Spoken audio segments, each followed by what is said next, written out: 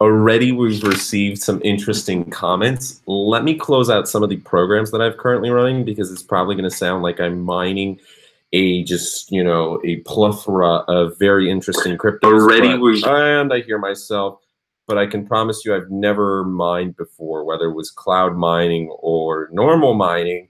Unless there's some hidden hackers on my computer, we're good. Anyways, this video is titled Losing $75,000 in a Week. Let's do it. And force quit final cut. It's not wanted to go. It's not going down without a fight. There we go. That's done. Let's close out Skype. Wow, I have like 25 different tabs open minimum. There's probably like 30 of them.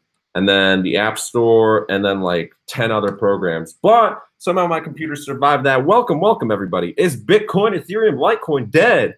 How long ago did this stream start? Like a minute ago. And I was preparing for it for the past 30 minutes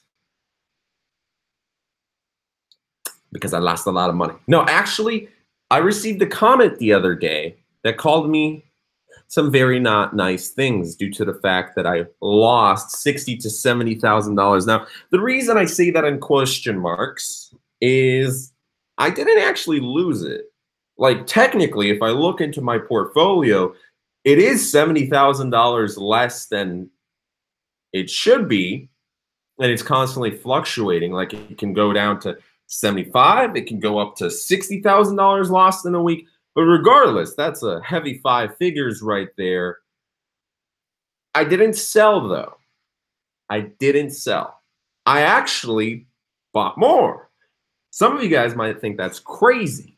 But we look at Warren Buffett, we look at some of the powerful people out there, and a lot of individuals recommend actually purchasing during the times when everybody else is freaking out. So what I did was I looked at what was happening in the charts, and actually let's take a look at it right now because I purchased some Cardano. I'm very happy with that. Actually, even though Cardano is down right now, wow, it went down an additional 12%, I'm still profiting because I bought it at 30 pennies, I believe, 30 or 32 or something like that. I bought some more NEO. I bought some more EOS. I bought about 400 more EOS. I bought IOTA for the first time ever because I recommended IOTA last month, actually 2 months ago now. And I never bought it because I just bought everything else. I bought Cardano, I bought NEO, I bought EOS, I bought Tron. My Tron went down severely. It went from 18 pennies to 3.7, where I originally purchased it at 3.9, but I still believe in it. And there's nothing that Jason Sun can do to prevent this from happening because the market cap just dipped below $400 billion. Bitcoin's at 82.82, 82.83 right now. Ethereum's at 836. I received a payment of 3 Ethereum today. I thought it was going to be $3,000, but it's approaching $2,000 very quickly. And most normal people that I talk to on the streets are freaking out. They're like, aha, Bitcoin's dead. Bitcoin's dead. And if Bitcoin's dead, then all the cryptocurrencies are dead, right? But let me read to you a Reddit post, which I'll make a video on later. And there's also another news article that we'll talk about shortly in this video, or live stream rather, but we'll go further in on Avi. First, I'm going to look at the questions though. Unrealized losses, yeah, unrealized losses. Like, if it goes up, obviously, I'm expecting that to go up. If it crashes forever, it is what it is. I'm in a position where, you know, worst case scenario, I sell my camera, I sell my laptop. No, I'll be fine. I have a couple $1,000 bucks, so we're good. Most of my profits are in cryptocurrencies, and I'd be pretty upset if I lost a lot of money, but you have to realize I'm playing it smart. I didn't invest a lot of money into cryptocurrencies in the first place, A. B, most of these funds that I've lost were either gifts or like literally gifts or sponsorships. So I had a little bit of this token, I had a little bit of that token, I had a little bit of that token, or their capital gains, right? So most of it's not really lost to me at all. And that's what most of the big players are doing. They don't care. They're actually happy that it's going down right now because it is a big, big sale.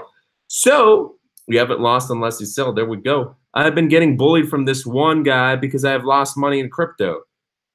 Okay. I have had close friends. I've had family members. I've had people on the street, which I don't care about at all. I've had people in the comments section call me a lot of things, but do you think I care about that? No, because I realize that as soon as everything goes back up, which in my personal opinion, I can't offer any investment advice. However, this is money that I can afford to lose. I can afford to lose. If I do lose this money, that's it. I start over. Why not? I don't care. I have assets. Now, maybe they're not hard assets like my YouTube channels, but they're worth something. I do have low risk income, which I'm funding my high risk adventures, obviously, with.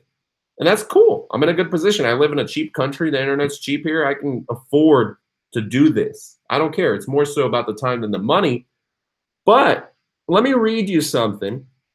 Lesson, history of Bitcoin crashes. And why, looking at this was posted 2 weeks ago by ex-crypto guru, crypto guru. Why I'm not too afraid, because this is all too normal for the average cryptocurrency investor, someone who's been following it for some time, because there's a lot of new people from last month, from this month, from 2 months, 3 months ago, who aren't really big on this yet. And they got interested. They heard that some guy got a Lambo, some guy got $1 million ducks. I wanted to say ducks, dollars. So obviously they got really interested and they threw in a couple grand and then they lost like 20%. They're like, oh, it's all crashing. It's dead. You look at the media is definitely going full out. You know, everybody's like, oh, I hate this. Oh yeah, it's crashing. It's dead now. Anybody from Warren Buffett to the CNBC guys to Fox News, MSN, ABC. I don't know. I'm just going to name just all the media guys, right? BBC, big black crypto, something like that. And you see that, and obviously you're freaking out because everybody all around you is freaking out. But you look at this one post, and you die right there. Bitcoin has spectacularly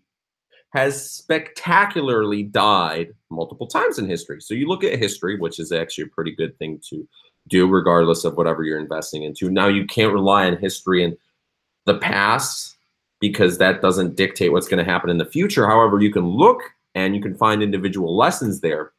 From June to November 2011, it had a 94% dip because of Mt. Gox. Remember Mt. Gox? So Bitcoin was created. It had its birthday January 3rd, I believe. January 3rd or 4th. No, 3rd. 2009, a couple months after 2008 recession. And Satoshi Nakamoto created it. 2 years later, you had Mt. Gox. Mt. Gox was created in Japan. It was some kid that sold it to Mark Capelli's a French guy. Mark later moved to Japan. And Mt. Gox became one of the largest Bitcoin exchanges there. Now, in 2011, it had a hack, which some conspiracy guys, me included, I'm not too much into conspiracy theories, but I definitely think there's some sketchy stuff that happened there. Whatever, it is the past. Mark Capelli is now approaching billionaire status. It's not like we can do much, and whatever, stuff happens. From June to November 2011, due to that announcement, since it was so large,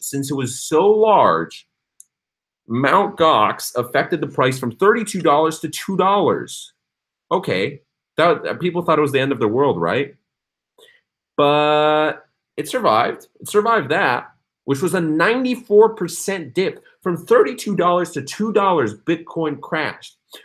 It crashed again the next year from $7 to $4 due to a Lined hack. That was in June 2012. Then you go to the next year, a 79% crash from April 2013. This went from $266 to $54. Mt. Gox stopped trading. So there was a hack before, 2 years before, but then Mt. Gox stopped trading entirely and went away.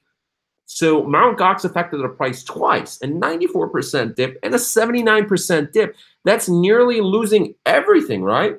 So you see Bitcoin went down 3 large times from 2011 to 2013. It still survived. Okay, so it survived that. Should I keep reading further? 87% from 1166 to 170, November 2013 to January 2015.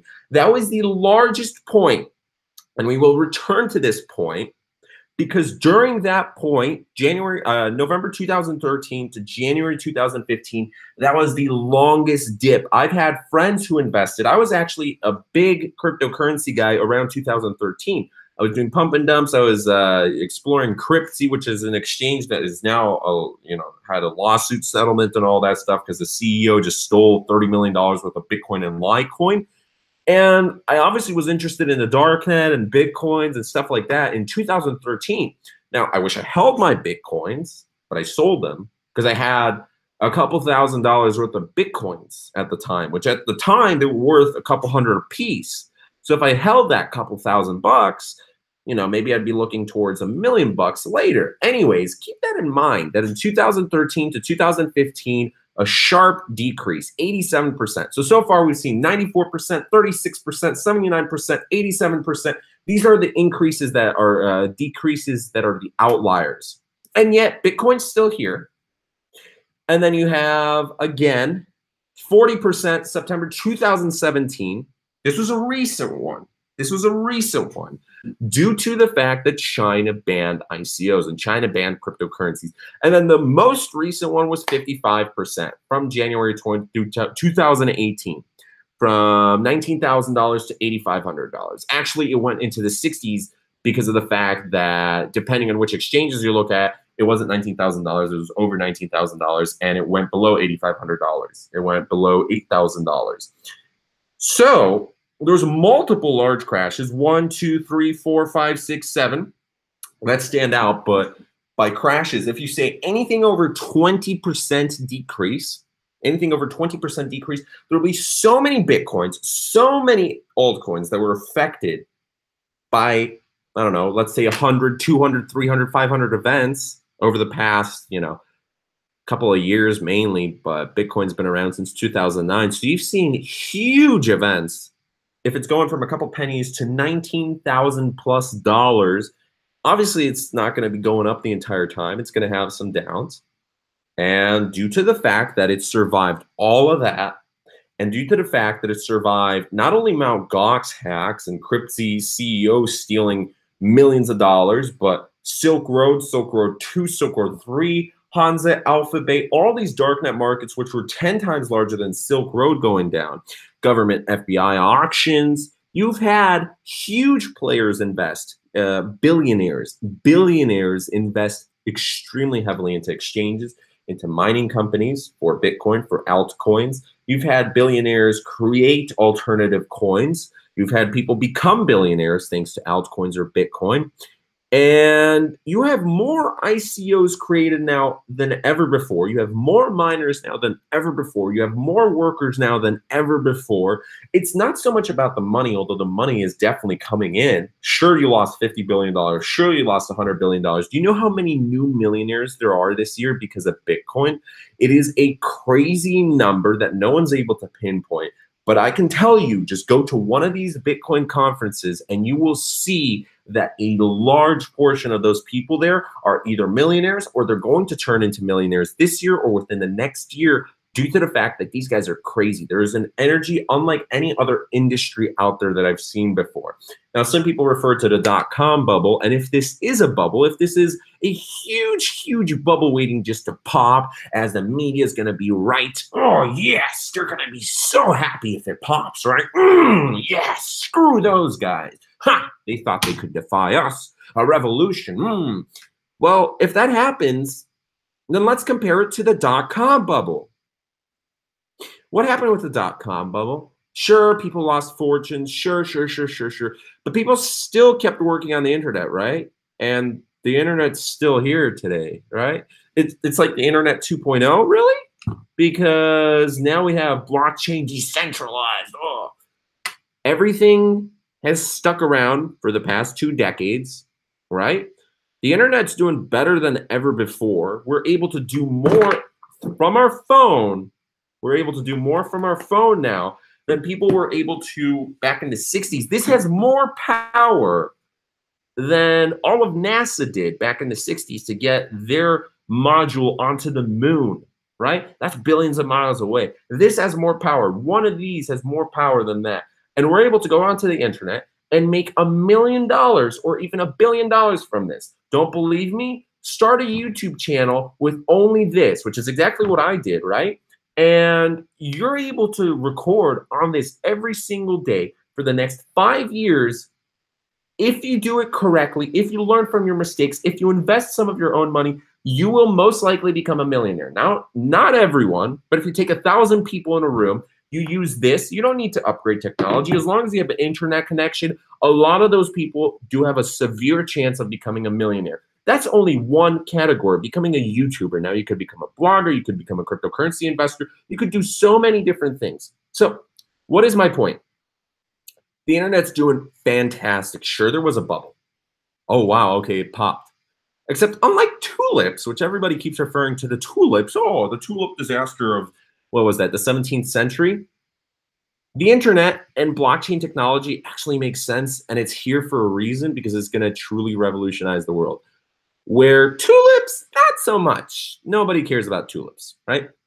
So that's one aspect, but there's the other aspect where people don't believe it's going to be a bubble. People think that this time it might be different. And there's been so many times where, oh no, this is going to be a revolution. But like I said, that was the worst case scenario. The worst case scenario is, okay, billions and billions of dollars go away, but millions of people will still be working on the mining.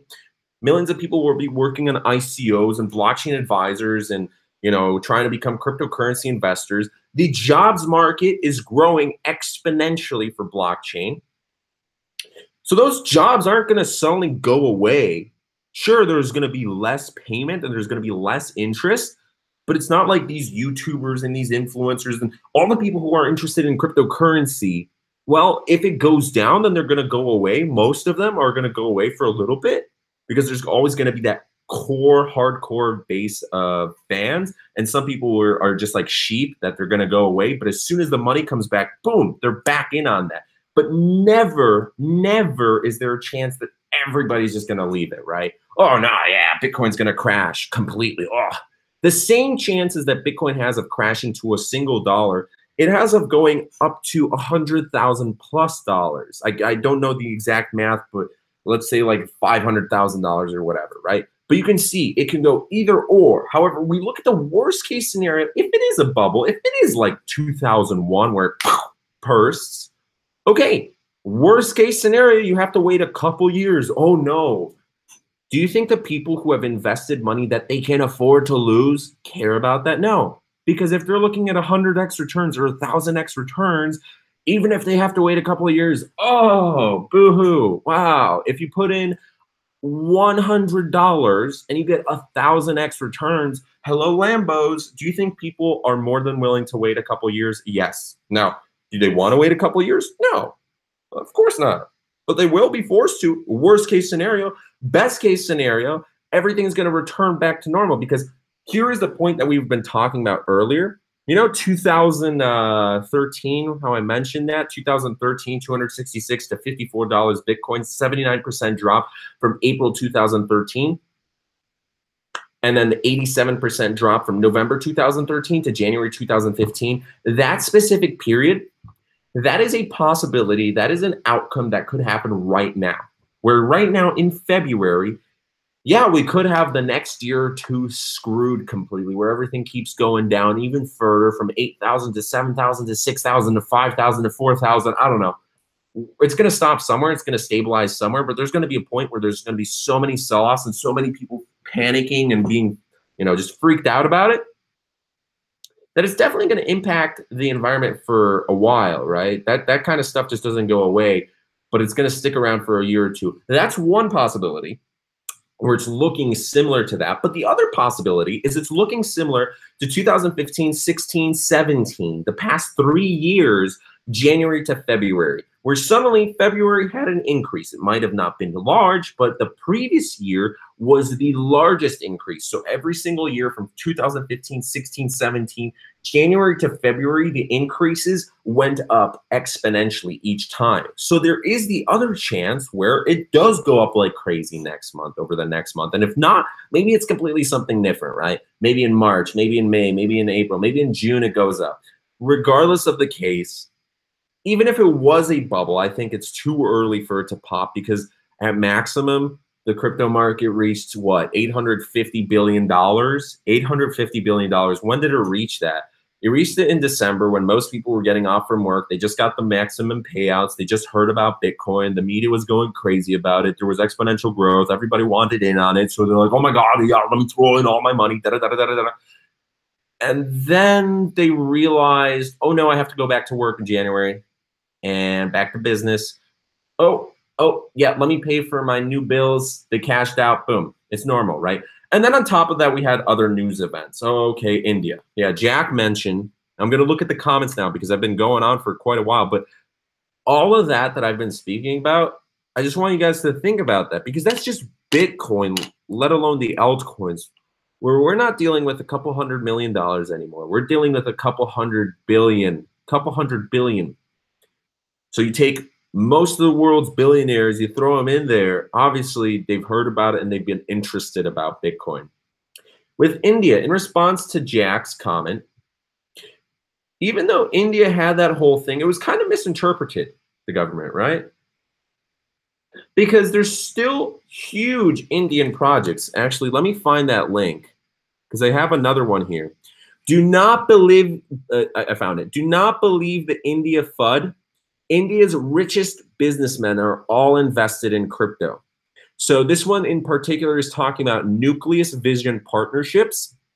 And there's one guy who's saying media outlets and the experts are reporting about India declaring cryptocurrency illegal. But here's some brain food. One, Nucleus Vision has a predominantly Indian team who are on board of the directors of Reliance Capital, an Indian investment fund.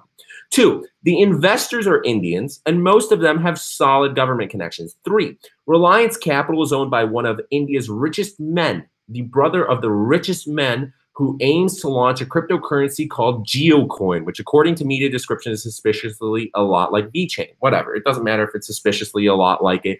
It's just showing that India is obviously interested in it. Four, the government declared cryptocurrency as a non-legal tender, but on the other hand, Nucleus Vision seems to have all of its partnership with either Indian-owned or invested businesses. Without sufficient government support, it is impossible for these investors to reach where they have in a red tape and bribery-ripped country like India. Number six, all of this adds up to recent announcements today being nothing else but FUD, and since altcoins are hardly reported on by the media, the country panics under a misinterpretation of the government stance. And finally, number seven, the people are not aware about where investments are headed, clearly into blockchain and cryptocurrency projects for the rich to gobble up, but in turn, it should drive a lot of investment into a crypto market. And India is the same thing as China, where China did that whole ICO ban. Do you think Chinese investors have stopped investing into ICOs just because China banned it? Let's look at NEO. Where's NEO? Where's NEO? It hit like nearly $200, or maybe it did even.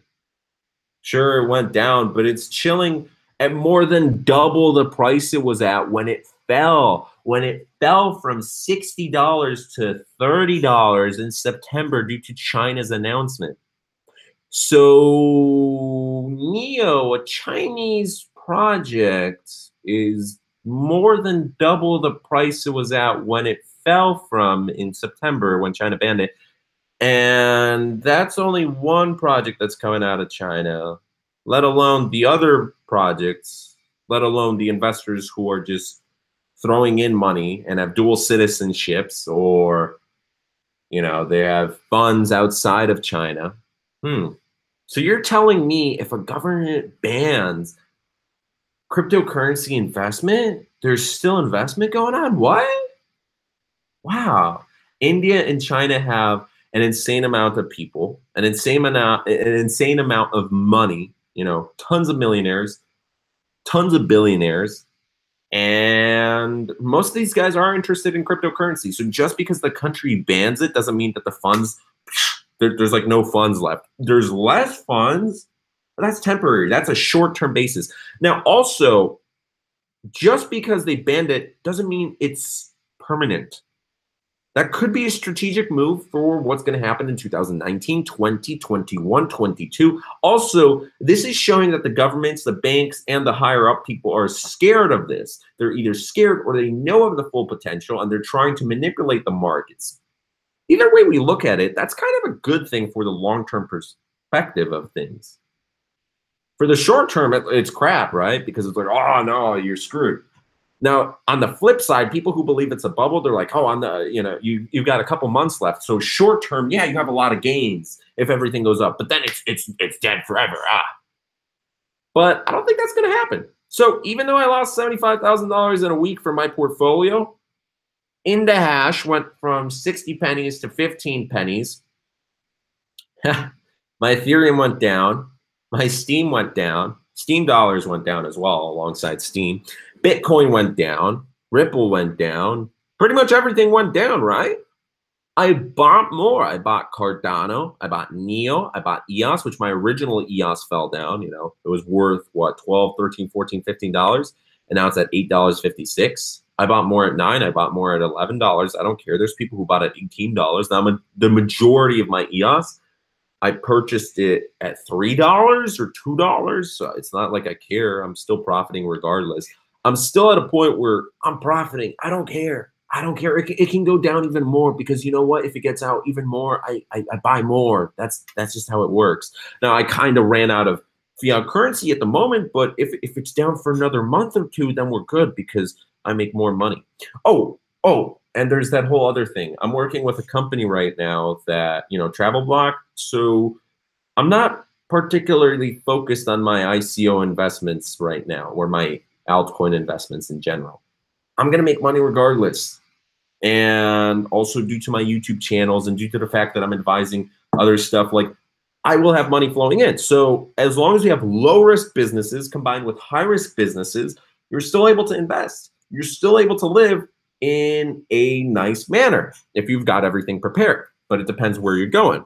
Oh, you had to downgrade your Lambo to a bicycle. Fudge, man. What are you going to do now? I have 400 Bitcoin. I need to sell in USA. I recently got approved for green card. Okay. Why do you need to sell it in the USA? Like, you don't need to, and you don't need to be in the US to like sell Bitcoin in the US. Depends on which state you're going by. Now, I'm not going to advise you to do anything, especially on regional aspects, but also that's another thing to keep in mind. Let's say you purchased $10,000 or $100,000 in Bitcoin and you bought it at a high price. Just because it falls down 20%, you can literally still make profit off of that. There's people purchasing Bitcoin right now for 25%, 30% over. Don't believe me? Check out Local Bitcoins, check out Paxful, check out Bitcoin Talk forums, and you will find some people. Now, some of them are scammers, but other people are completely legitimate. And maybe it's not going to be the full amount of Bitcoin, but if you dedicate a couple days to selling your Bitcoin, yeah, you can still make profit. So even with the simple things of buying and holding your crypto and selling it, you can still make profit in such a horrible bear market. Is Litecoin dead? There's no need for everything to be dead. So if you're new to this live stream, I definitely would restart the live stream. Look from the very beginning because we went over some interesting things, how the history of Bitcoin crashes. It crashed 94% in 2011, in 2012, 36%, 2013, 79%, from 2013 to 2015, 87%, 49%, 40%, 55+%. It's actually 60% now. This is the latest one. And those are 7 large crashes, let alone the previous smaller crashes. So if you look at the amount of times Bitcoin has crashed more than 20%, there's hundreds of those times, right? Hundreds, maybe even thousands. And over the past 9 years, there's been some interesting developments in all of these projects. Just because it's crashed so many times and so many times, the media has bored us to death. Oh, it's over. It's a bubble this time. Oh, it's going to just completely ignite on fire. Even if it is a bubble, .com bubble, that happened.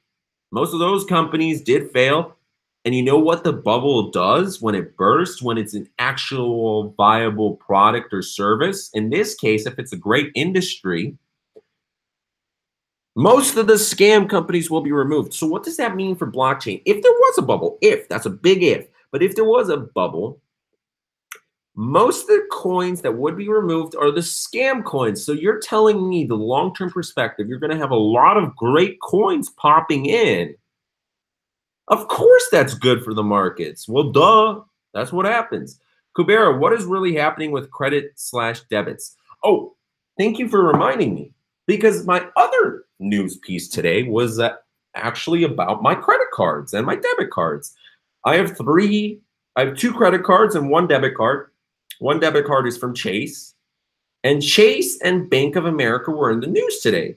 My credit card, my first credit card, is from Bank of America. Wow. Okay, so two of my banks were in the news today. The third one, American Express, has expressed interest in Ripple and other cryptocurrency projects. So thankfully, they've been in the news for other good things. American Express, even though they're not perfect, no bank is perfect.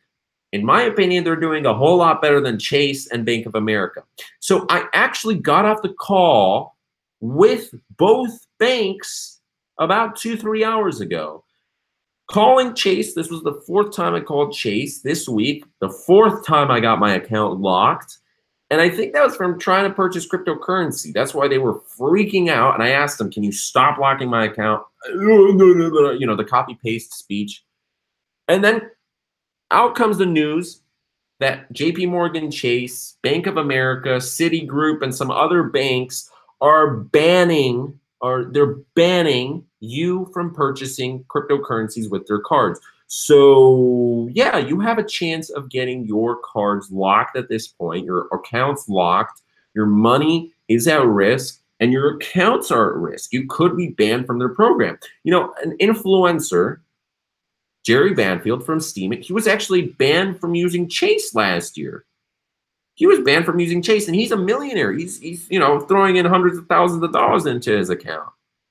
Wow. They just banned him outright. No, the banks aren't perfect. So what's happening with the banks? They're going against cryptocurrencies, even though JP Morgan Chase, Jamie Dimon, the CEO of Chase, has went back.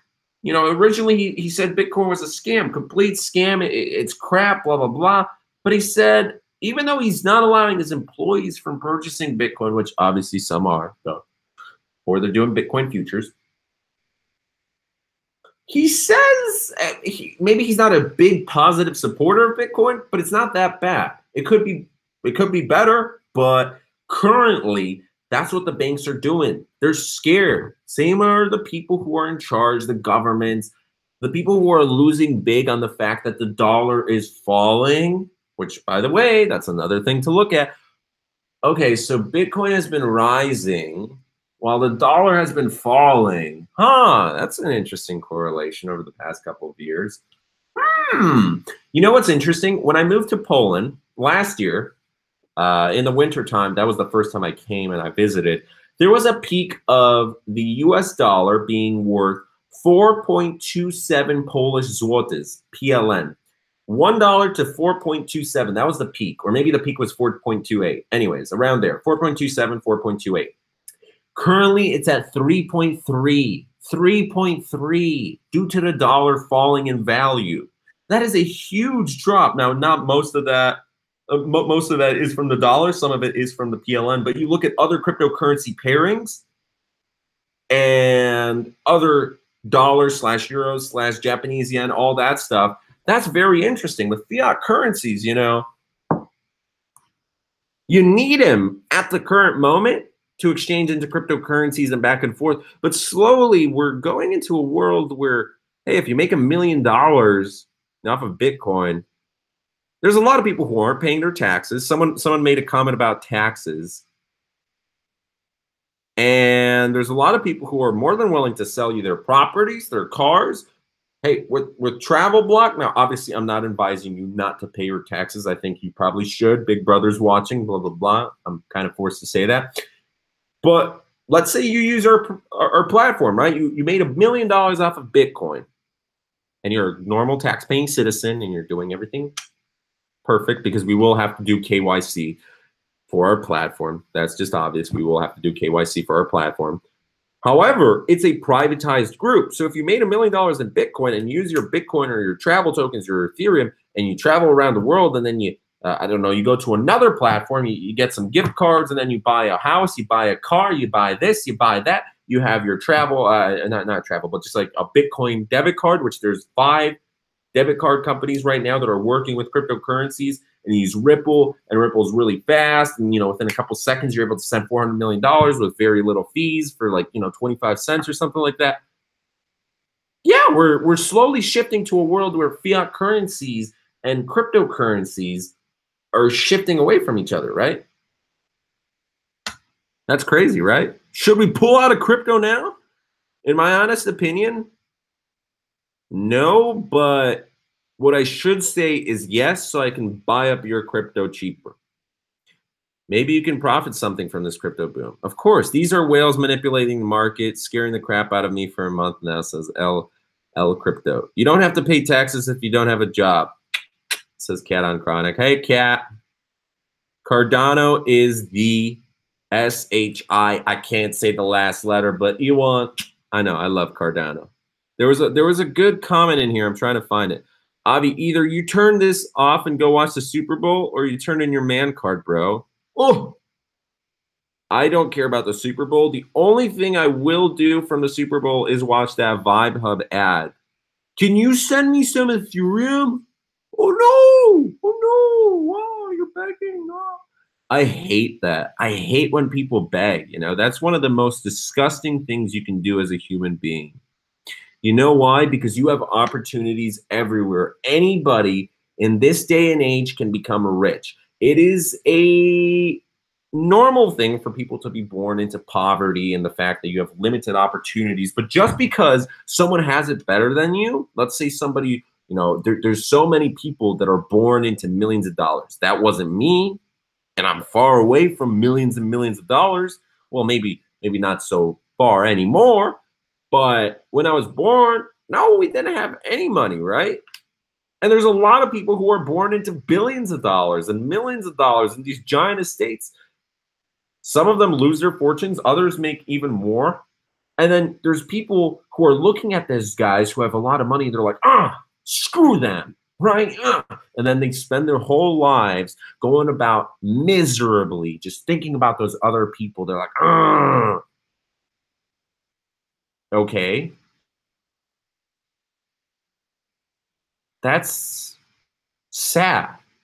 That's extremely, extremely sad that people waste so many decades of their life thinking about other people. Instead, they could be working on themselves.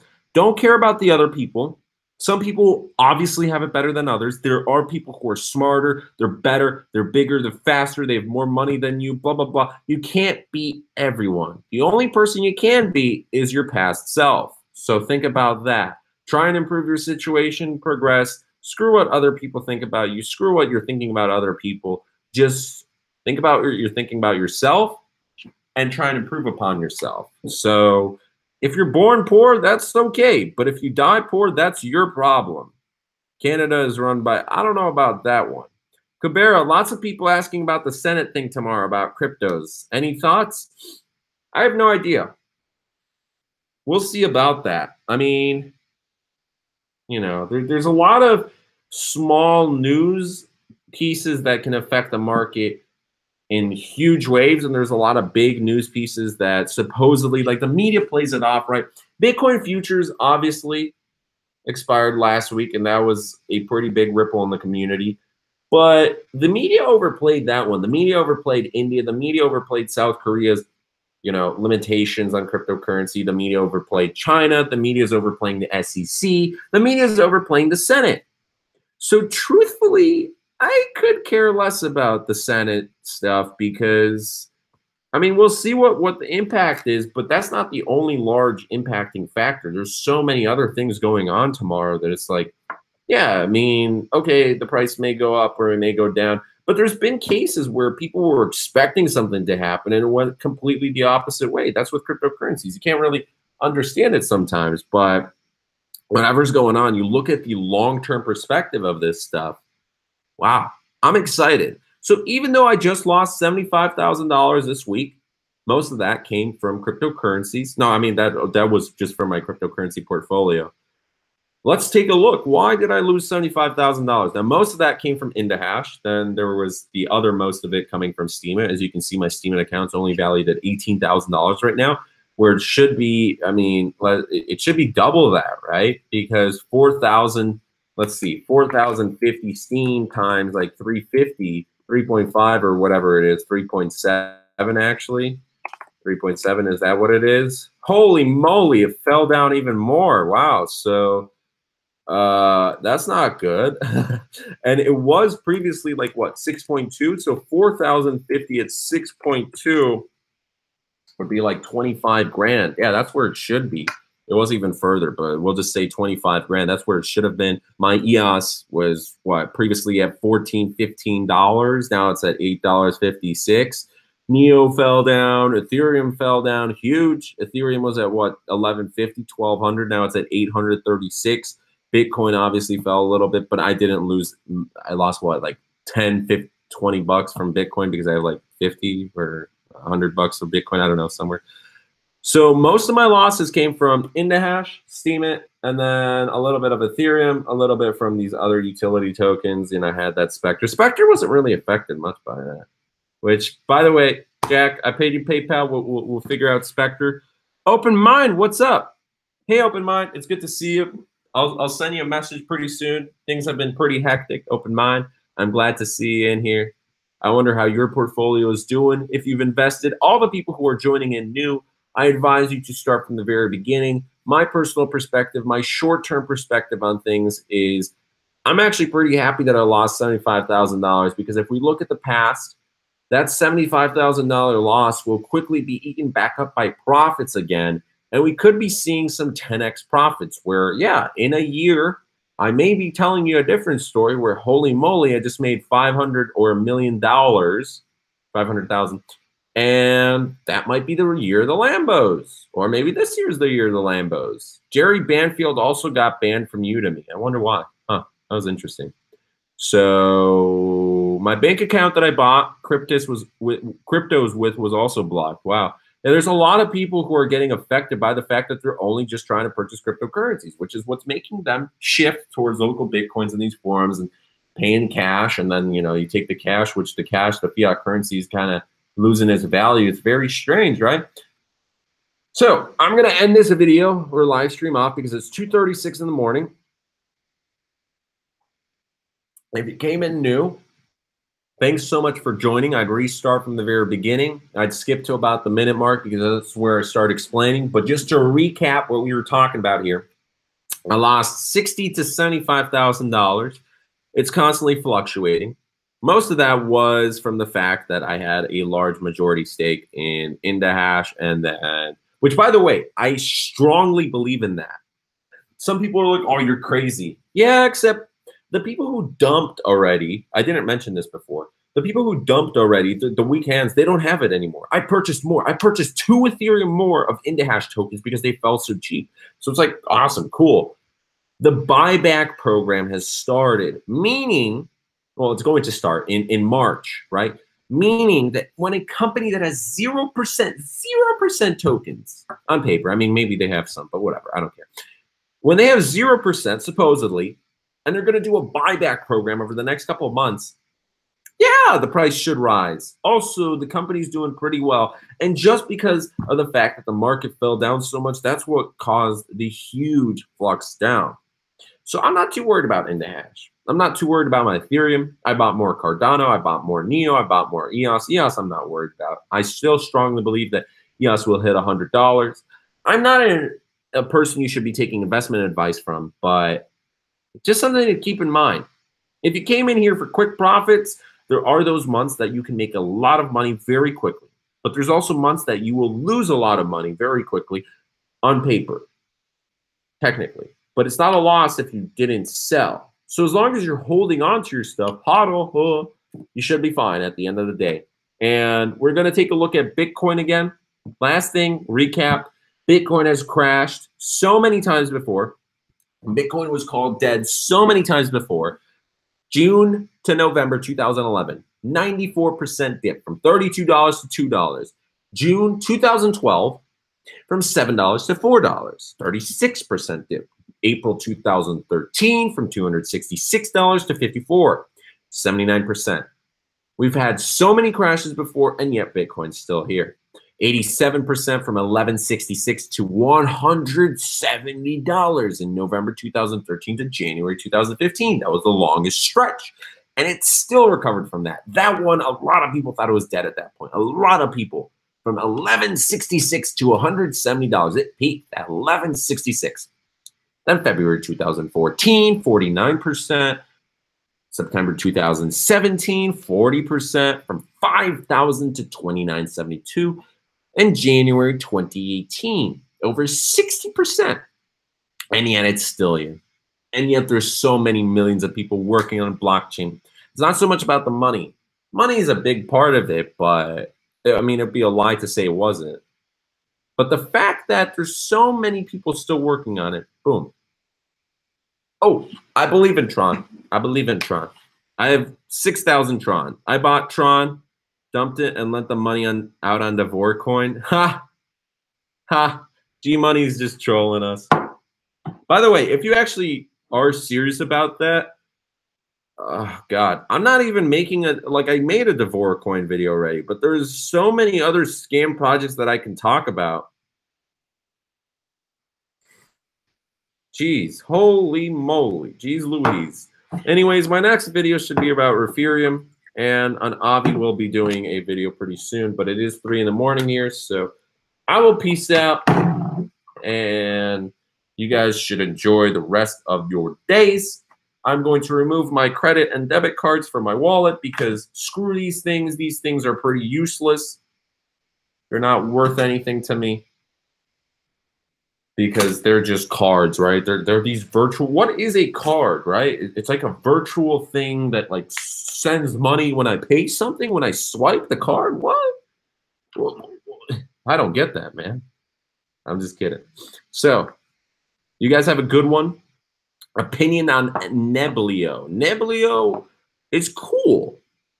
CCN talked about Neblio, which, by the way, we've invited some interesting people to Dallas. Don't forget to check us out in Dallas. That's where I'm heading out to the Bitcoin Super Conference. There's going to be 5,000 people at the Bitcoin Super Conference. And if you believe strongly that Bitcoin, altcoins, everything's dying, I advise you to check out the conference. Now, it'd be cool if you came to our booth, but if you just go to the conference in general, you'll see 5,000 people who are absolutely in love with cryptocurrencies, and they don't care about the market. And sure, some of them are blinded, but there's some people who are billionaires attending. There's billionaires who are attending that conference and speaking at that conference. And those people,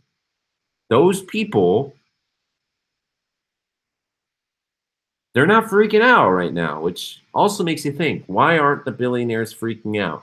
Because they're going to make money. That's when you make the most amount of money. BitConnect is the future crypto. Yeah, totally.